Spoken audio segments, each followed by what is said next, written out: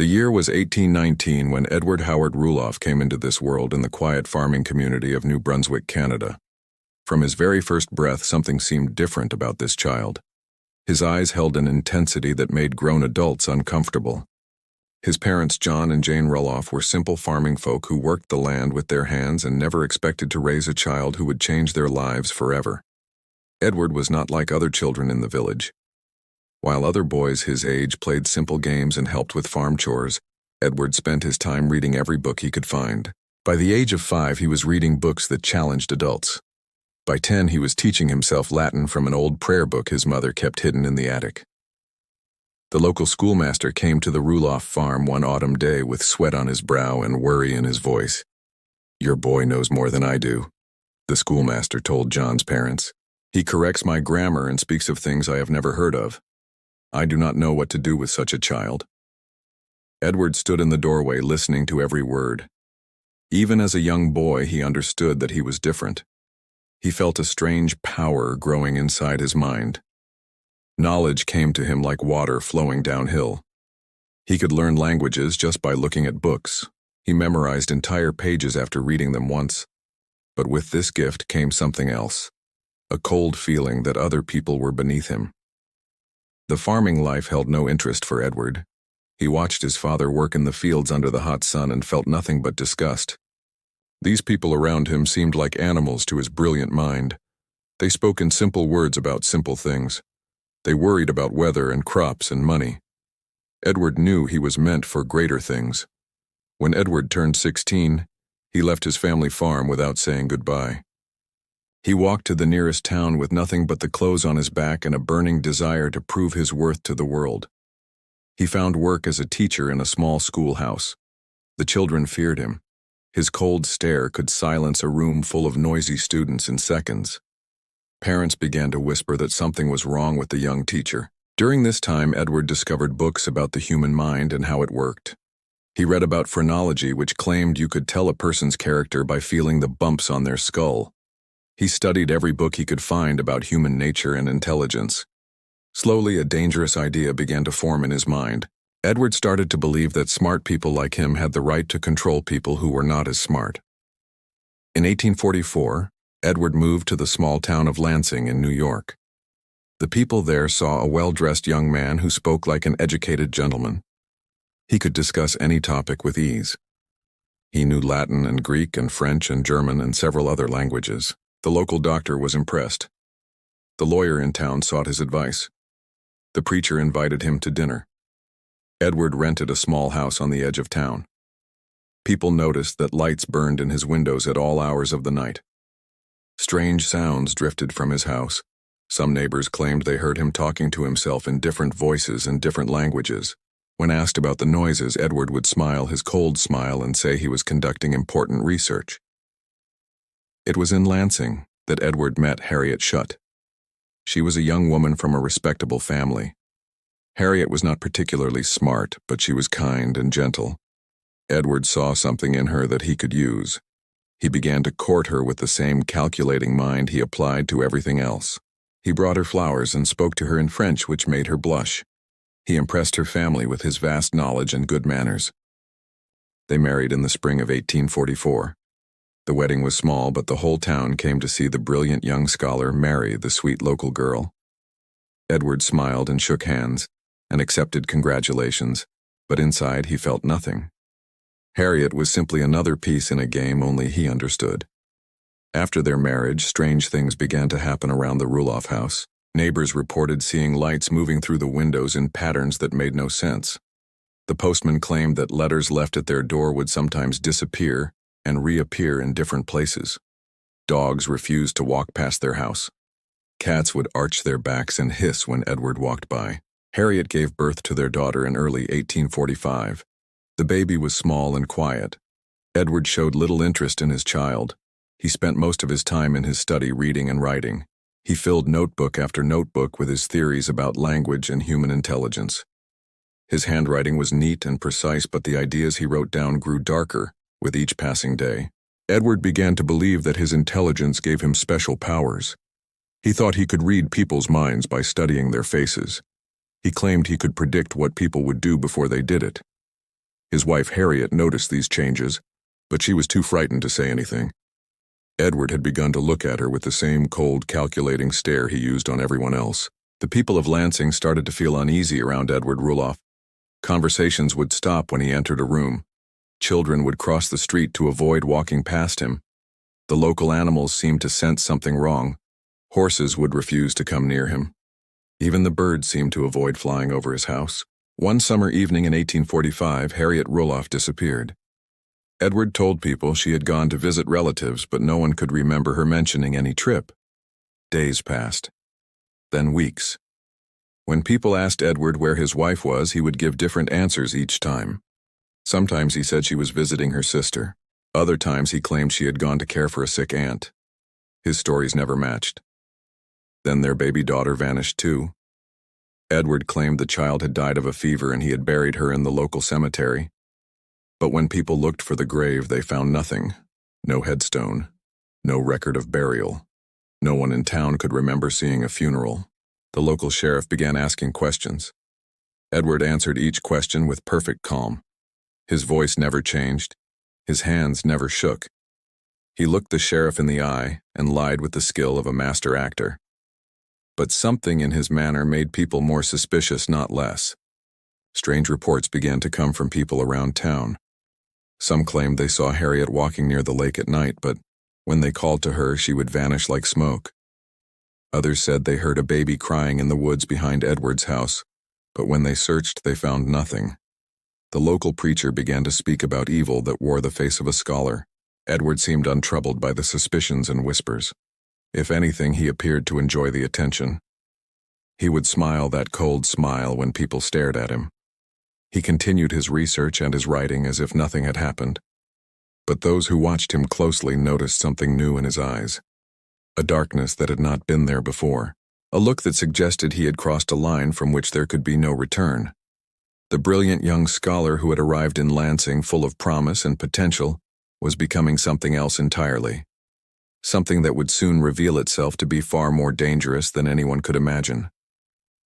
The investigation into the disappearance of Harriet Rulloff and her baby daughter continued through the cold winter months of 1845. Sheriff William Johnson had dealt with missing persons before, but this case felt different. Every time he questioned Edward Rulloff, he came away feeling like he had been talking to a wall made of ice. The man showed no emotion, no concern, no fear. It was as if Edward existed in a world where normal human feelings simply did not apply. The townspeople of Lansing began to avoid Edward completely. Shopkeepers would close their stores early when they saw him coming down the street. Mothers would pull their children inside when he walked past their homes. The local doctor stopped visiting him even when Edward claimed to be sick. Something about the man made everyone feel deeply uncomfortable. Edward seemed to feed on this fear. He would take long walks through town just to watch people scatter like leaves in the wind. His cold smile became more pronounced. His stare grew more intense. He began to carry himself differently, as if he had discovered some secret that made him superior to everyone around him.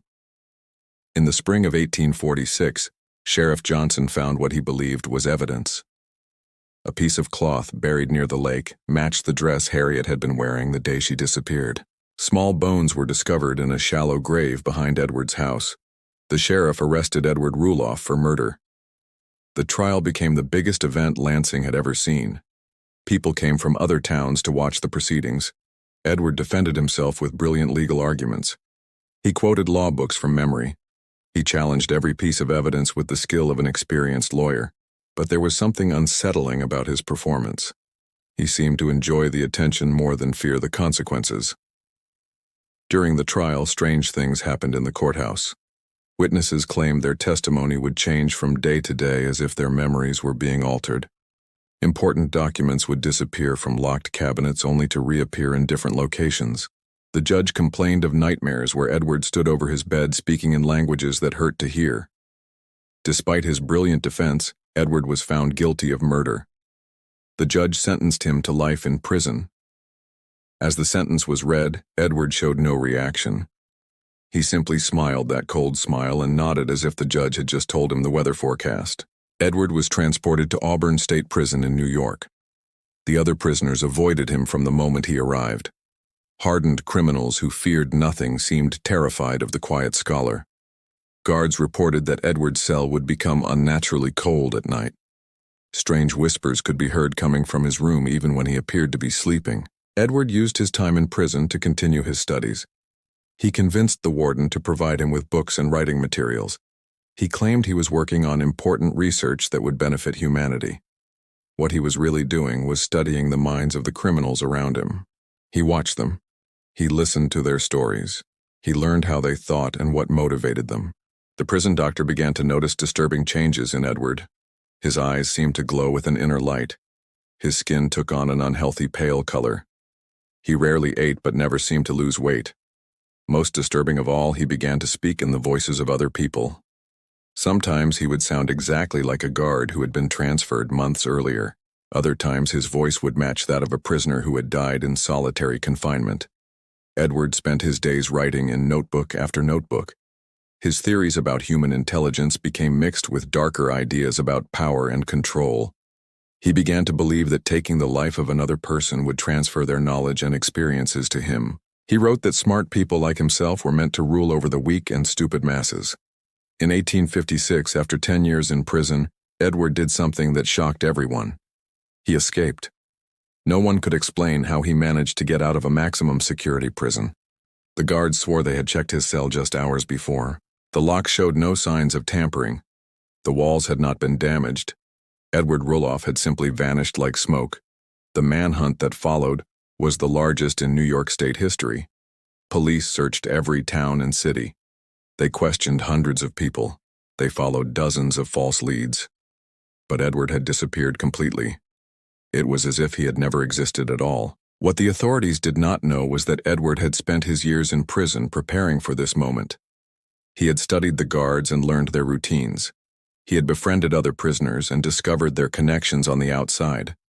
Most importantly, he had used his brilliant mind to create a new identity for himself. Edward emerged from his escape as Dr. E.C. Howard, a traveling scholar and linguist. He had forged documents that proved his education and qualifications. He spoke with a slightly different accent. He wore different clothes and styled his hair in a new way. Even his handwriting looked different.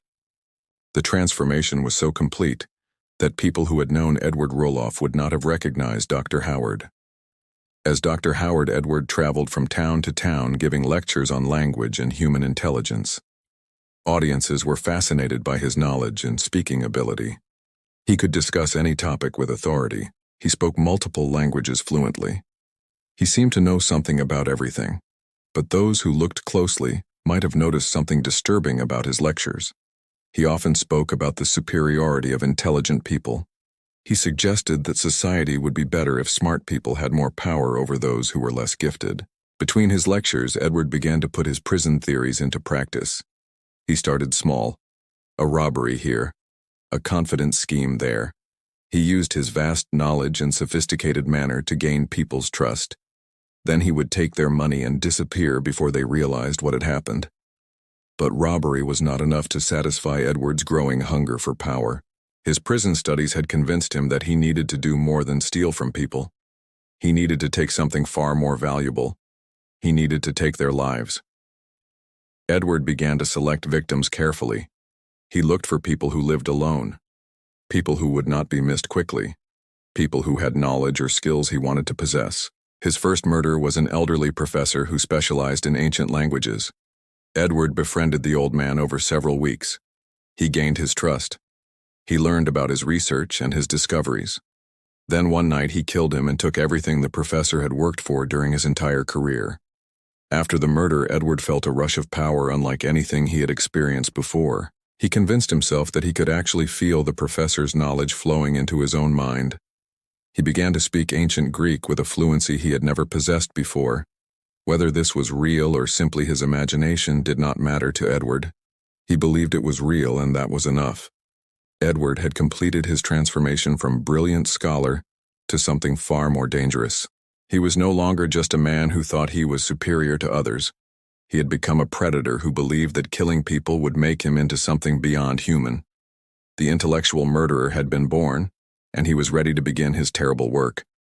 Dr. E.C. Howard had perfected his deadly routine by 1860. During the day, he would present himself as a respected scholar, traveling between universities and colleges. He gave lectures on linguistics and human intelligence that drew crowds of fascinated students and professors. His knowledge seemed endless. His memory was perfect. His theories about language development impressed even the most educated academics.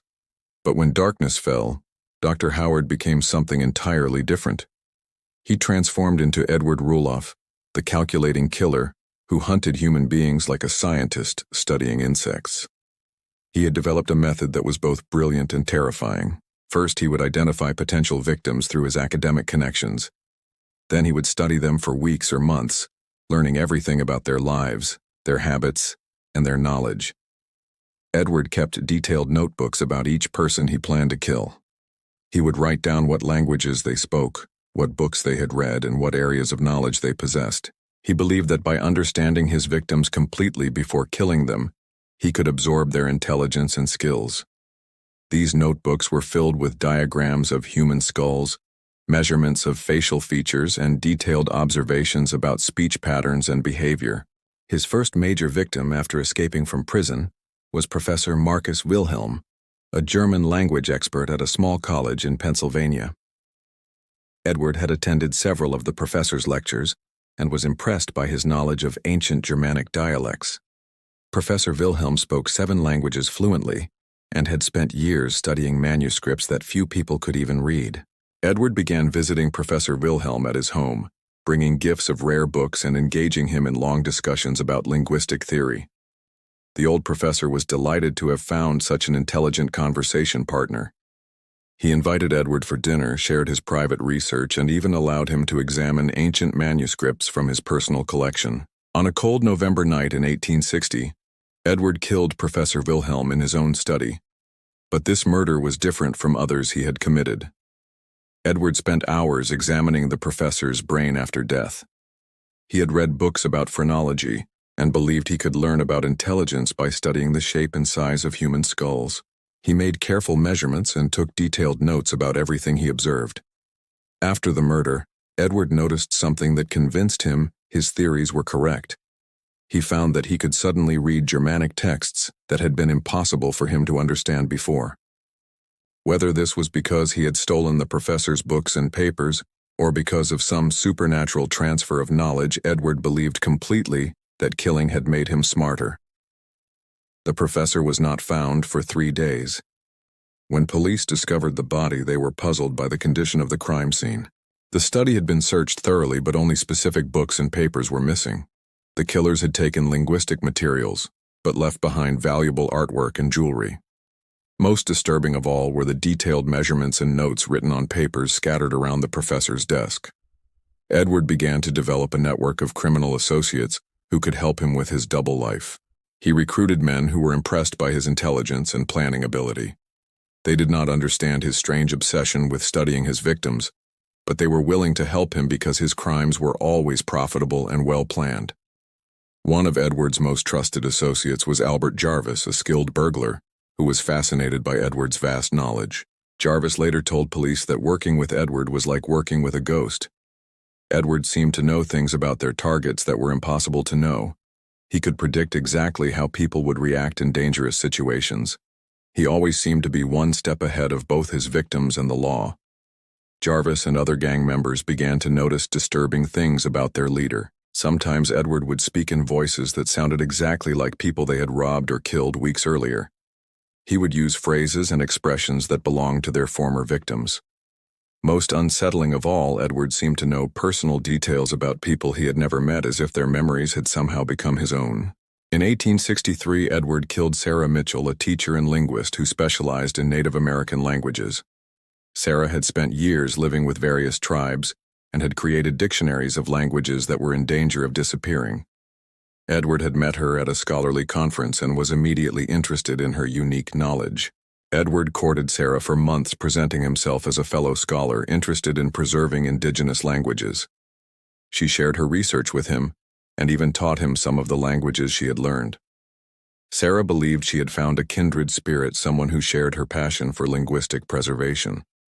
The night Edward killed Sarah, he performed his most detailed study yet. He spent hours examining her belongings, reading her notes, and trying to understand exactly how she had learned so many different languages. He believed that by understanding her methods, he could absorb not just her knowledge, but her ability to learn new languages quickly. After Sarah's murder, Edward found that he could indeed speak several Native American dialects with surprising fluency. He convinced himself that her linguistic abilities had transferred to him through the act of killing. This success made him even more determined to continue his deadly research. The police investigating these murders began to notice a disturbing pattern.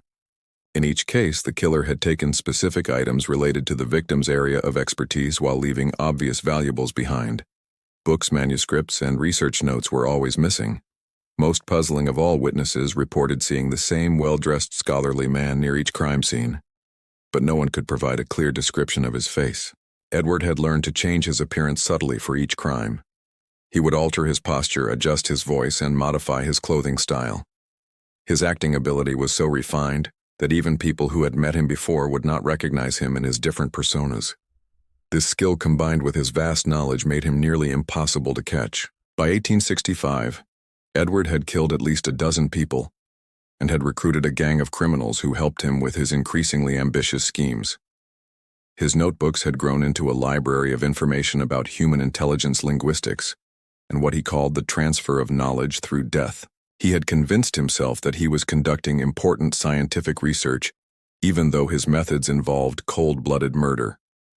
Edward's academic reputation continued to grow even as his criminal activities expanded. Universities invited him to speak, professors sought his opinions on linguistic theories, and students admired his vast knowledge. No one suspected that the brilliant Dr. Howard was actually Edward Rulloff, the escaped murderer, who was killing people to steal their intelligence. The double life Edward had created was perfect in its deception and terrifying in its execution. He had become the ultimate predator, using his intelligence as both weapon and disguise, while pursuing a twisted quest for knowledge that left a trail of death across multiple states.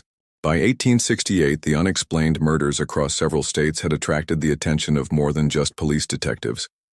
Families of the missing victims had begun seeking help from spiritualists and mediums when traditional investigations failed to provide answers. What they discovered was far more disturbing than anyone could have imagined. Mrs. Eleanor Whitman was one of the first to contact the spirit world about these strange crimes. Her husband, Professor James Whitman, had disappeared after meeting with a visiting scholar who claimed to be researching ancient languages. The police found no trace of Professor Whitman, but Mrs. Whitman refused to give up hope. She attended a seance conducted by medium Margaret Fox in Rochester, New York. During the seance, something unprecedented happened. Instead of receiving a simple message from one spirit, Margaret Fox became overwhelmed by multiple voices speaking through her at once. She began speaking in German, then switched to what sounded like a Native American dialect, then started reciting Latin phrases she had never learned. The voices seemed to be competing with each other, all trying to communicate through the medium simultaneously. Margaret Fox later described the experience as terrifying. She claimed that dozens of spirits were crowding around her, all speaking different languages, and all trying to tell her about the same man. The spirits described a tall, scholarly figure who had gained their trust before killing them. They spoke of notebooks filled with measurements and observations. Most disturbing of all, they warned that this man was still hunting for new victims. Word of the unusual seance spread quickly through the spiritualist community. Other mediums began conducting their own sessions to contact the spirits of missing scholars and linguists. The results were consistently shocking. Every medium reported contact with multiple spirits who told similar stories about a brilliant killer who believed he could steal knowledge through murder. Detective William Hayes of the Pennsylvania State Police had initially dismissed reports of supernatural activity as nonsense from grieving families. But when 3 different mediums in 3 different cities provided identical descriptions of the killer, Hayes began to pay attention. The mediums described a man who could change his appearance and voice. They said he carried notebooks everywhere and spoke many languages fluently. Most importantly, they all said his real name was Edward Rulloff. Hayes researched the name and discovered the connection to the escaped prisoner from Auburn State Prison. For the first time, police had a real suspect in the series of scholarly murders. But Hayes also discovered something that made his investigation much more difficult. The Edward Rulloff who had escaped from prison in 1856 should have been a middle-aged man by 1868. The killer the mediums described and that witnesses had seen appeared to be much younger and stronger than Rulloff should have been. The supernatural aspects of the case became even more pronounced when investigators began examining the crime scenes more carefully. At Professor Wilhelm's home in Pennsylvania, police found strange symbols drawn on the walls in what appeared to be blood. The symbols resembled no known writing system, but several linguists who examined them claimed they felt an overwhelming sense of dread when looking at the markings. At Sarah Mitchell's house, investigators discovered that her research notes had been rewritten in different handwriting. Someone had taken her work on Native American languages and expanded it with information that should have been impossible for any outsider to know. The new editions described sacred ceremonies and secret words that were known only to tribal elders who had been dead for decades. Medium Catherine Porter conducted a seance specifically to contact Sarah Mitchell's spirit. During the session, Porter began speaking in a Lakota dialect and provided detailed information about Sarah's research that had never been published. The spirit claimed that her killer was using her knowledge to communicate with other spirits and gain access to information from the world of the dead. The most disturbing supernatural event occurred during a seance conducted by famous medium Daniel Home in New York City. Home was attempting to contact the spirit of Professor Wilhelm when something unexpected happened. Instead of the professor's spirit, a different presence took control of the session. This entity spoke in a cold, calculated voice and identified itself as Edward Rulloff. The spirit claiming to be Rulloff taunted the assembled investigators. It described details about the murders that had never been made public. It spoke in the voices of several victims, switching between languages and personalities with frightening ease. Most shocking of all, it promised that the killing would continue until Rulloff had gained enough knowledge to achieve what he called his great work. Detective Hayes was present during Daniel Home's seance and later wrote in his official report that he witnessed things that defied rational explanation. Objects in the room moved without being touched. The temperature dropped so dramatically that participants could see their breath. Most disturbing of all, Hayes claimed that he could feel an intelligent presence in the room that seemed to be studying the investigators with the same cold calculation that Rulloff used on his victims. The supernatural investigation revealed that Rulloff's crimes had created some kind of disturbance in the spirit world. Mediums across the country reported similar experiences when attempting to contact victims of scholarly murders. They described a dark presence that seemed to be collecting the spirits of intelligent people and using their knowledge for unknown purposes. Mrs. Whitman organized a group of families affected by these mysterious disappearances. They called themselves the Circle of Truth and dedicated themselves to using spiritual investigation to track down the killer. The group met regularly with various mediums and gradually built a profile of Edward Rulloff that was far more detailed than anything police had developed through traditional investigation. According to the spirits contacted by the Circle of Truth, Rulloff had somehow gained the ability to preserve the knowledge and personalities of his victims after death. The victims described being trapped in a kind of spiritual prison, where Rulloff could access their memories and skills whenever he needed them. They begged the mediums to find a way to stop him before he could claim more victims. The paranormal investigation also revealed that Rulloff was planning something far more ambitious than individual murders. The spirits warned that he was searching for specific types of knowledge that would allow him to achieve some kind of transformation. They spoke of ancient texts and forbidden rituals that Rulloff believed would give him power over life and death itself. Detective Hayes found himself in the impossible position of conducting a criminal investigation that relied heavily on information provided by the spirits of murder victims. His superiors questioned his methods, but could not argue with results. The supernatural investigation had provided more useful information about Edward Rulloff than years of traditional police work. As 1869 began, the paranormal investigation had created a clear picture of Edward Rulloff as something far more dangerous than a simple serial killer. He had become a collector of human intelligence who was using supernatural means to preserve and access the knowledge of his victims. The spirits warned that unless he was stopped soon, Rulloff would complete his transformation into something that was no longer entirely human. The summer of 1870 brought a sense of desperate urgency to everyone hunting Edward Rulloff. The supernatural investigation led by the Circle of Truth had revealed that Rulloff was preparing for what the spirits called his final transformation. According to the messages received through various mediums, Rulloff believed he needed to commit one more spectacular crime that would give him the power to control both the living and the dead. Detective William Hayes had spent 2 years following leads provided by spiritualists and mediums. His investigation had led him to believe that Rulloff was planning to rob the jewelry store owned by Frederick Merrick in Binghamton, New York.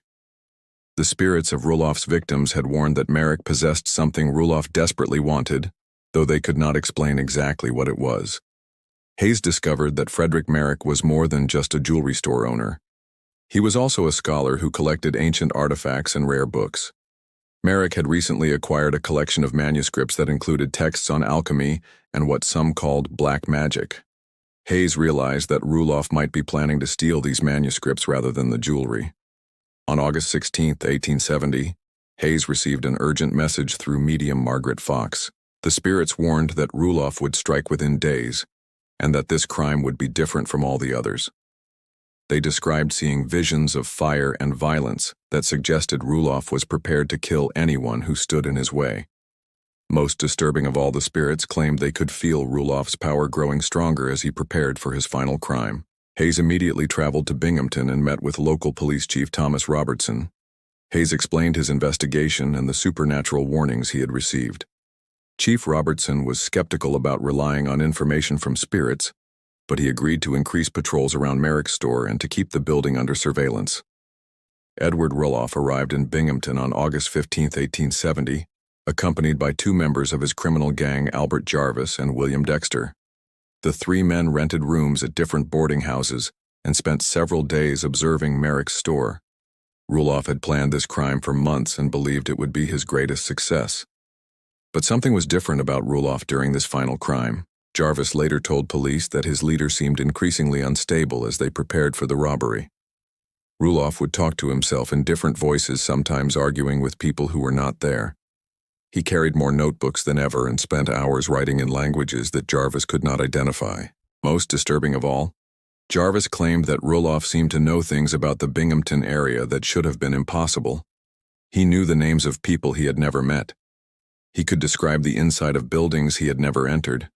He spoke about events that had happened years before his arrival as if he had witnessed them personally. On the night of August 17, 1870, Rulloff and his gang broke into Merrick's jewelry store. The robbery began according to plan but quickly went wrong when night watchman Joseph Reynolds discovered them inside the building. Reynolds was an elderly man who should have been easy to overpower. But something unexpected happened when he confronted the robbers. According to Jarvis' testimony, Reynolds seemed to recognize Rulloff immediately, even though they had never met. The old watchman began shouting that he could see the spirits of murdered people surrounding Rulloff. Reynolds claimed he could hear voices warning him about the killer who collected human knowledge. The watchman appeared to be having some kind of supernatural experience that allowed him to see beyond the physical world. The confrontation with Reynolds seemed to break Rulloff's supernatural protection. For the first time in his criminal career, nothing went according to his careful plans. The alarm was raised much sooner than expected. Police arrived faster than Rulloff had calculated. Most importantly, Rulloff's usual ability to predict and control events completely failed him. During the gun battle that followed, William Dexter was killed and Albert Jarvis was captured. Rulloff himself was shot in the leg and badly wounded. For a man who had always seemed to possess almost supernatural abilities to avoid capture, his defeat was swift and complete. The intellectual murderer who had outsmarted police for over a decade was finally caught by simple bad luck and quick police response. As Rulloff lay wounded and surrounded by police officers, witnesses reported strange phenomena around the crime scene. Several people claimed they could see shadowy figures standing behind Rulloff, as if the spirits of his victims had come to witness his downfall. The temperature in the store dropped dramatically despite the warm August night. Most unsettling of all, multiple witnesses heard voices speaking in different languages, all seeming to celebrate Rulloff's capture. Rulloff was transported to the Binghamton jail, where he received medical treatment for his gunshot wound. The doctor who treated him later reported that Rulloff's injury should not have been life-threatening, but the prisoner seemed to be failing rapidly, as if some vital force was draining away from him. Rulloff complained constantly about voices in his cell, and claimed that his former victims were tormenting him. During his imprisonment, Rulloff wrote furiously in his notebooks, trying to record theories and observations that he claimed were being stolen from his mind.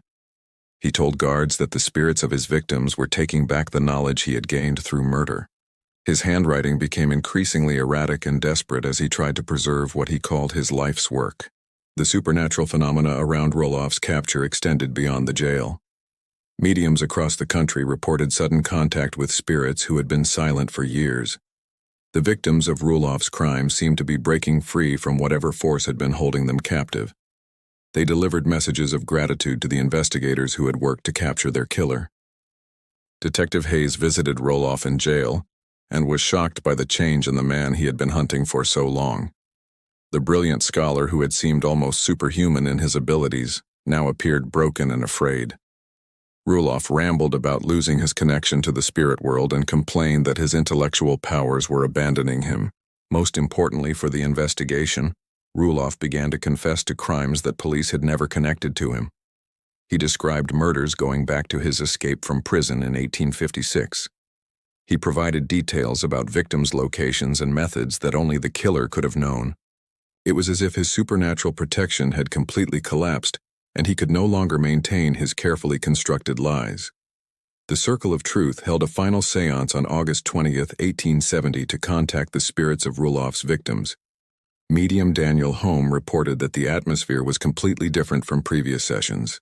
Instead of the desperate, pleading voices they had heard before, the spirits now seemed peaceful and grateful. They confirmed that Rulloff's power over them had been broken, and that justice would finally be served. As Rulloff awaited trial, the supernatural investigation that had helped capture him began to wind down. The spirits of his victims no longer seemed trapped and desperate. The strange phenomena that had surrounded his crimes gradually faded away. It was as if the capture of Edward Rulloff had restored some kind of natural balance that his murders had disturbed.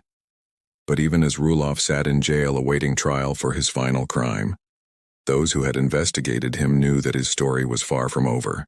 The intellectual murderer had spent over a decade developing theories about death knowledge and supernatural power. His notebooks contained ideas and observations that would continue to disturb anyone who read them long after Rulloff himself was gone. Edward Rulloff was executed by hanging on May 18, 1871 at the Binghamton jail. His death should have marked the end of one of America's most disturbing criminal cases. Instead, it became the beginning of a new chapter in the strange story of the intellectual murderer. What happened to Rulloff's body and brain after his execution would create mysteries that continue to this day. Dr. George Burr, a professor of anatomy at Cornell University, had followed Rulloff's case with great interest. Burr believed that studying the brain of such an intelligent criminal could provide valuable insights into the relationship between genius and madness.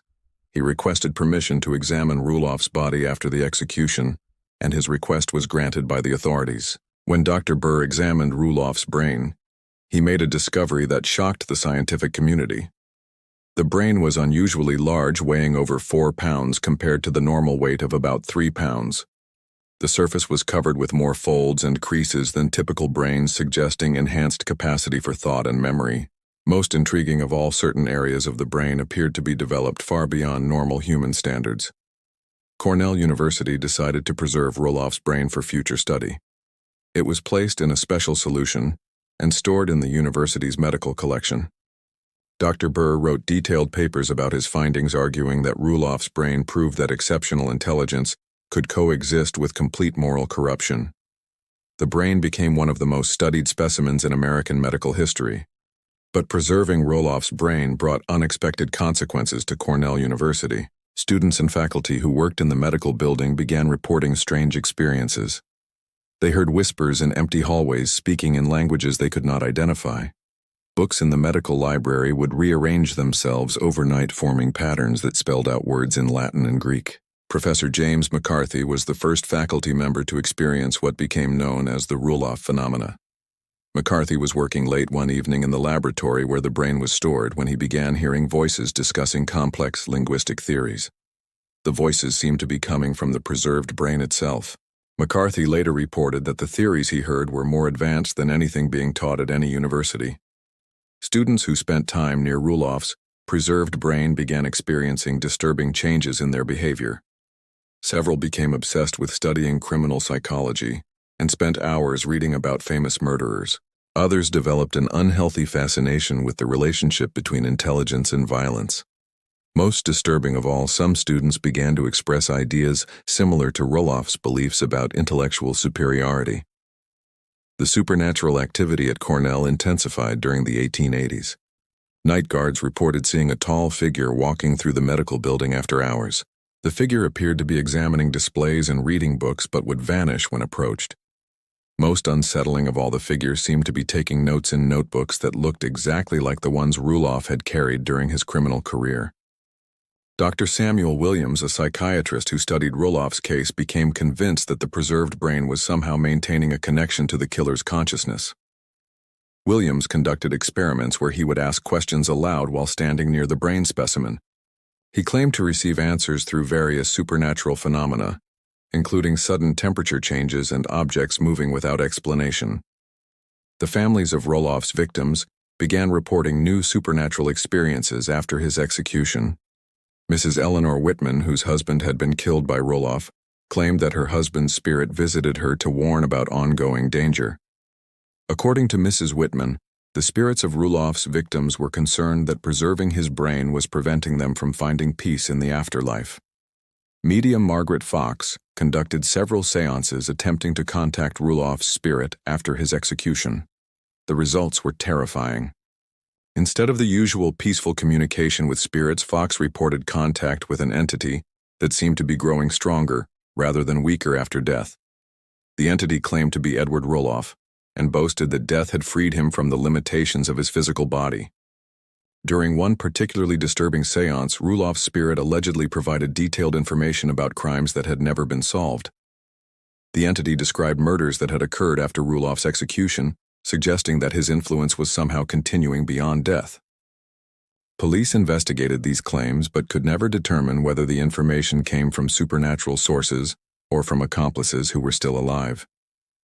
Cornell University began to question the wisdom of preserving Rulloff's brain when faculty members started reporting more serious problems. Professor David Richardson claimed that his research into criminal psychology had been influenced by ideas that seemed to come from outside his own mind. Richardson found himself writing papers that advocated for theories similar to Rulloff's beliefs about intellectual superiority and the right of smart people to control others. The most disturbing incident occurred in 1889 when graduate student Thomas Morton was found dead in the laboratory where Rulloff's brain was stored. Morton had been working on a project studying the relationship between brain size and intelligence. His body was discovered surrounded by notebooks filled with writing that matched Rulloff's handwriting style. The cause of Morton's death was never determined, but several witnesses reported seeing him talking to empty air in the days before his death.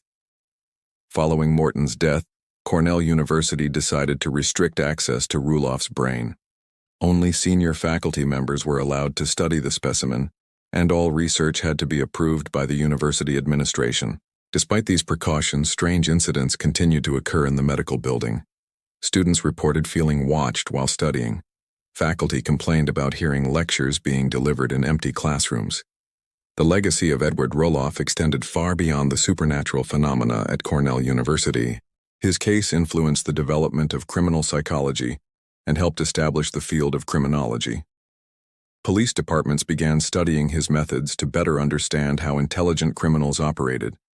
His detailed notebooks provided insights into the mind of a serial killer that helped investigators solve other cases. But Rulloff's influence also had darker consequences. Some scholars became fascinated with his theories about intellectual superiority and the relationship between intelligence and violence. A few researchers began advocating for ideas that echoed Rulloff's beliefs about the rights of intelligent people to control society. These theories would later influence dangerous political movements that used claims about intellectual superiority to justify terrible crimes. The question of what to do with Rulloff's preserved brain remained controversial for decades. Some scientists argued that studying the brain could provide valuable insights into criminal behavior. Others believed that preserving the brain was disrespectful to Rulloff's victims and potentially dangerous. given the supernatural phenomena associated with it. In the early 1900s, Cornell University quietly moved Rulloff's brain to a more secure location after reports of supernatural activity began attracting unwanted attention from curiosity seekers and occult enthusiasts. The exact location of the brain became a closely guarded secret, known only to a few university administrators and medical researchers. Modern investigators who have studied Rulloff's case continue to debate whether his apparent supernatural abilities were real or simply the result of his exceptional intelligence and careful planning. Some argue that his ability to seemingly gain knowledge from his victims can be explained by his thorough research and preparation. Others point to witness accounts and documented phenomena that seem to defy rational explanation.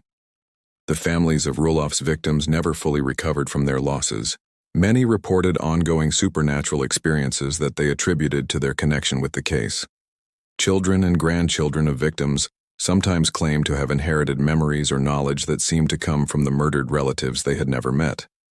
Edward Rulloff's twisted legacy serves as a warning about the dangers of believing that intelligence alone makes someone superior to others. His case demonstrates how brilliant minds can be corrupted by pride and the desire for power. Most importantly, his story reminds us that some knowledge comes at too high a price, and that preserving the work of evil people can have consequences that extend far beyond what anyone might expect. The intellectual murderer may be long dead, but questions about his case continue to trouble those who study it. Did Edward Rulloff really possess supernatural abilities, or was he simply a brilliant criminal who understood human psychology better than most? Can evil truly survive death and continue to influence the living? And what responsibility do we have to preserve or destroy the work of those who used their gifts to cause terrible harm? These questions remain as disturbing today as they were over 150 years ago, when Edward Rulloff first began his deadly pursuit of knowledge through murder.